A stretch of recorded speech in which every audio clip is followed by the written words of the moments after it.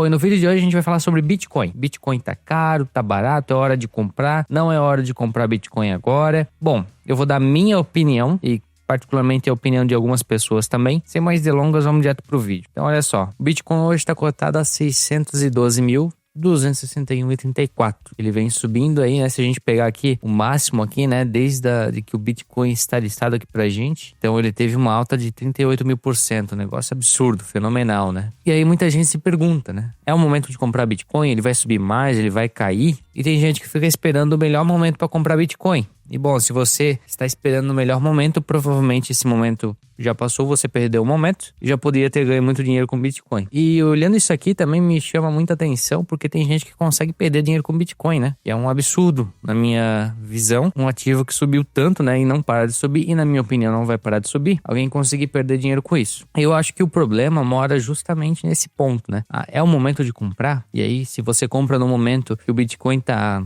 em X valor, ele desvaloriza um pouco, você vende com medo, fica fazendo essa compra e venda do ativo, tentando achar o pico, né? A menor cotação, o melhor momento para comprar o Bitcoin. E bom, pra gente construir um raciocínio aqui e chegar no meu ponto, que o Bitcoin não tem caro e barato. E bom, na minha opinião, que eu acredito pela ideia do Bitcoin, é que o Bitcoin, se você compra ele por preço, você tá comprando errado, né? O Bitcoin a gente não olha preço para comprar ele. O Bitcoin ele tem um outro motivo, uma outra ideia por trás, e é isso que faz a gente comprar esse ativo. Mas para a gente chegar nesse raciocínio, eu vou começar desde o princípio, explicar para você que está vendo esse vídeo e não faz ideia do que é Bitcoin, nem como funciona. E eu ouvi muita gente falar que é perigoso ou que é extremamente seguro, mas nunca foi a fundo para pesquisar isso. O Bitcoin, então, basicamente, ele foi criado por Satoshi Nakamoto e esse cara, ele sumiu faz um bom tempo. A última aparição dele foi em 2010. Depois disso, ninguém nunca mais ouviu falar dele. E teve uma aparição ali em 2014, que teve um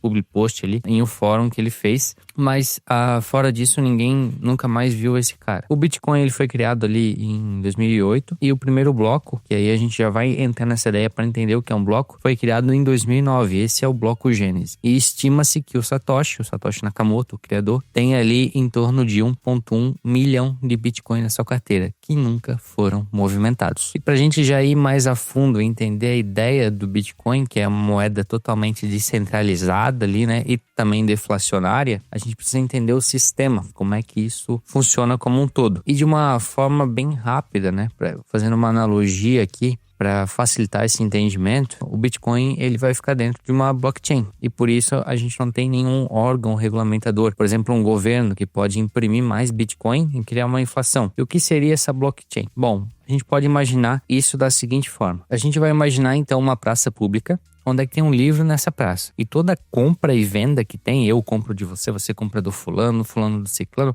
tudo vai sendo escrito nessa página. Todas as compras, todas as transações vão sendo escritas nessa página. E cada página dessa a gente vai chamar de bloco, perfeito? Quando essa página enche com essas anotações das transações, a gente numera a página, assina ela e cola. E cada página vai apontar para a página anterior. Ele vai formar tipo uma corrente, né? Vai se amarrando uma página anterior. E por que isso importa, né? Essa questão da corrente. Porque se alguém tentar quebrar, se alguém tentar mudar o código, a numeração de uma página, ele vai quebrar todas as numerações seguintes, porque uma está apontando para outra. E aí tudo bem, tem um livro lá, vai sendo anotadas as transações, mas você ainda não entendeu por que é seguro. E bom, basicamente é seguro por quê? Porque não tem alguém cuidando desse livro, não tem uma pessoa que é responsável por fazer essas anotações. Na verdade, a gente pode imaginar o seguinte, que existem outras bancas pela essa cidade, em cada uma dessas bancas tem uma cópia idêntica desse livro. E toda vez que sai uma página nova, com as transações ali anotadinhas, essas bancas conferem se esses números batem, né? Se são válidos, se esse saldo existe, e aí colam essa nova página também no livro delas. Ou seja, existem várias cópias disso. Não é centralizado, tá todo mundo validando essas informações. E aqui também entra aquilo que a gente ouve falar sobre mineração de Bitcoin, que são as pessoas que fazem a mineração e ganham dinheiro com isso. Basicamente, esses mineradores, eles estão fazendo contas. Vamos imaginar aquele joguinho de continha lá, que tem que preencher os quadrados. Então, eles estão fazendo contas extremamente complexas. E quem resolve essa conta primeiro ganha o direito de carimbar essa página do livro. E como prêmio para carimbar essa página e anexar ela ao selo, ele ganha uma moeda e a taxa de transação. A numeração da página que a gente falou antes, ela é chamada de hash. E cada hash é um código único. Se você mudar um númerozinho ali, vai mudar completamente a identificação daquela página. Por isso que ela é tão segura. E a dificuldade da soma que a gente falou, que os mineradores ficam fazendo dessas contas, ela é regulada pela própria rede, para que aproximadamente a cada 10 minutos ali seja carimbada, né? Seja feita as contas e carimbada uma página nova, ou seja, minerado um bloco novo. Então, se você tem muitas pessoas querendo fazer essas contas, a dificuldade aumenta. Se você tem poucas pessoas, a dificuldade diminui. A premiação, que são as moedas, né, que esses mineradores recebem por fazer essas contas, né, por finalizar essa conta, e lembrando novamente aqui, é a última pessoa que fez a conta, né, quem resolveu o problema, que vai receber a moeda. Esse salário, esse pagamento, ele também é regulado pela própria economia da moeda. E isso é o que é bem interessante. Hoje, ao finalizar cada problema desse, né, ao minerar cada bloco, o minerador que finalizou, ele ganha 3.125 bitcoins. E aí, de tempos em tempos, a gente tem os chamados halvings, em que esse número ele vai diminuindo. Quando acontecer o próximo halving, esse número, para quem finalizar a mineração do bloco de Bitcoin, as somas complexas ali, vai passar a valer somente 1,562 Bitcoins, ou seja, ele vai diminuindo com o tempo. Por quê? Porque o Bitcoin ele tem uma quantidade limitada de moedas que vai estar em circulação, que é de 21 milhões. Ou seja, quando o Bitcoin foi criado, minerava-se um bloco e ganhava-se muitas moedas. E com o tempo isso vai diminuindo. Ou seja, é uma moeda deflacionária, porque eu tenho uma limitação e eu tenho cada vez mais pessoas interessadas. Aqui entra oferta e demanda. Se eu tenho muitas pessoas interessadas e uma oferta escassa, o meu preço vai subindo. E isso é um dos motivos, sim, que faz o Bitcoin subir. É claro que quando a gente olha para essa cotação, né? Voltando aqui pro Google, para esse gráfico aqui, eu entendo que o Bitcoin teve um hype muito grande. Muita gente ficou interessada porque, ele estava se valorizando, então eu vou ganhar dinheiro com isso, e tá certo. Por isso, é um dos motivos que fez ele subir tanto. Só que a ideia principal do Bitcoin, como eu citei anteriormente, é a descentralização. Então não tem um governo, alguém com a mão no seu dinheiro, né? Se a gente for pensar aqui no Brasil, né?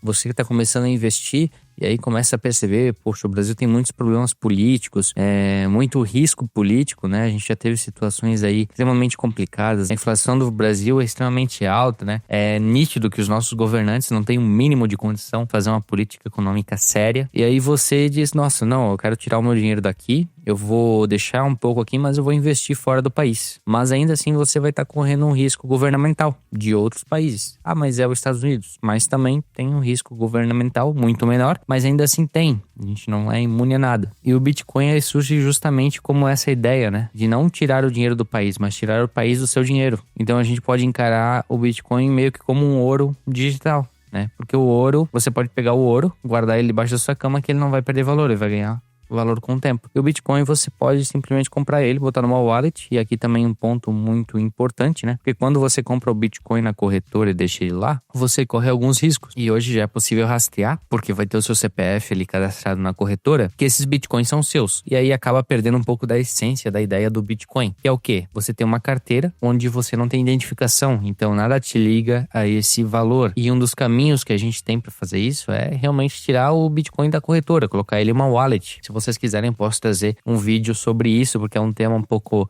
mais complexo, mas ia precisar de um vídeo todo para estar explicando ele. E a partir do momento que a gente faz, a gente bota nossos bitcoins nessa wallet, acontece o que a gente chama de autocustódia. E aí vem uma frase muito famosa, né? Que todo mundo que investe ou começa a pesquisar sobre Bitcoin conhece, que é Know Your Keys, Know Your Coins, né? Ou seja, sem suas chaves, não tem suas moedas. Porque basicamente você vai ter uma carteira, imagina uma carteira física mesmo, né? Vamos para tornar mais didático, mais palpável. Uma carteira física, você vai ter essas moedas ali dentro dessa carteira, ela não precisa estar conectada à internet, e isso é muito legal. O que vai fazer você acessar essa carteira é uma senha.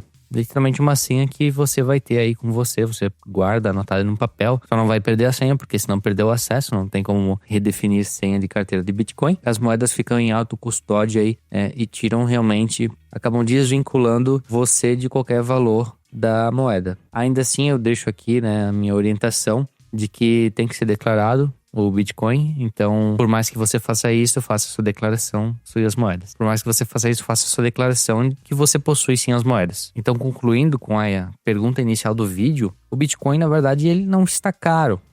Eu acredito que o Bitcoin, sim, ele vai continuar subindo por conta do propósito dele e porque tem muita gente comprando com, como eu falei anteriormente, com esse hype, né? Porque, poxa, ele tá nas máximas ali, muita gente ganhando dinheiro com isso, enfim. Porém, a ideia do Bitcoin não é essa, né? Ele, como a gente falou aqui no vídeo, é uma moeda descentralizada. Ele é um investimento que ele é descorrelacionado com outros, né? Se a gente pegar, por exemplo, o real ou o dólar, se o dólar subir, provavelmente o real vai cair. Mas com o Bitcoin não vai acontecer nada. Ele independe do que acontece com outros ativos. Então, ele é uma forma de investimento, sim. Só que a ideia do Bitcoin é muito mais do que isso, né? Realmente você tem uma reserva de valor que está se valorizando muito com o tempo, está fazendo muita gente rica, mas realmente tirar o seu dinheiro do governo, tendo em vista que os governos estão ficando cada vez mais autoritários aí, o Bitcoin surgiu como uma resposta, né? Como uma resposta a essa autoridade toda. Tem muita gente usando para coisa errada, assim como tudo, né? Mas é essa a ideia central. Então o Bitcoin, na verdade, ele não tem valor, independente do preço. Eu particularmente vou estar sempre comprando. Se você gostou do vídeo,